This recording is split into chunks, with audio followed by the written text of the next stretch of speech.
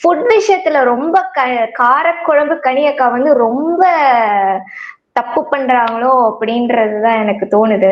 Because என்னதான் இருந்தாலும் விளையாட்டா இருந்தா கூட ஒண்ணு புரிய வைக்கணும் அப்படின்னு நினைச்சா கூட சாப்பாட்டுல வந்து விளையாடுறதுன்றது வந்து ரொம்ப தவறான விஷயம். ஏன்னா ஆஹ் வெளியில எத்தனையோ பேருக்கு சாப்பாடு கிடைக்காம இருக்கு. அது ஒரு விஷயம் இருக்கு. அது இல்லாம உள்ள ஆல்ரெடி வந்து இந்த பட்ஜெட் பிரகாரம் தான் வந்து உள்ள சாப்பிடவே செய்யறாங்க.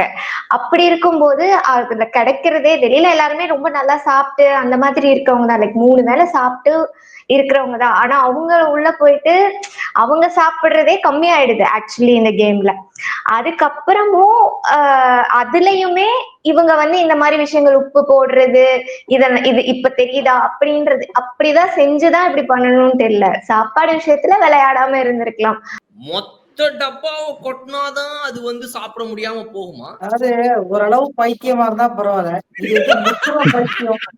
முத்தி போயிட்டு வந்து பைத்தியத்துக்கெல்லாம் ஒரு பைத்தியம். இந்த பைத்தியம் என்ன பண்ணுது? அதுக்கு தெரிஞ்சா அதுக்கு மூளைக்கு எட்டுனது சோத்துல உப்பு அள்ளி போடு, இதுல உப்பு அள்ளி போடு. இதுதான் அந்த மூளைக்கு எட்டுனது.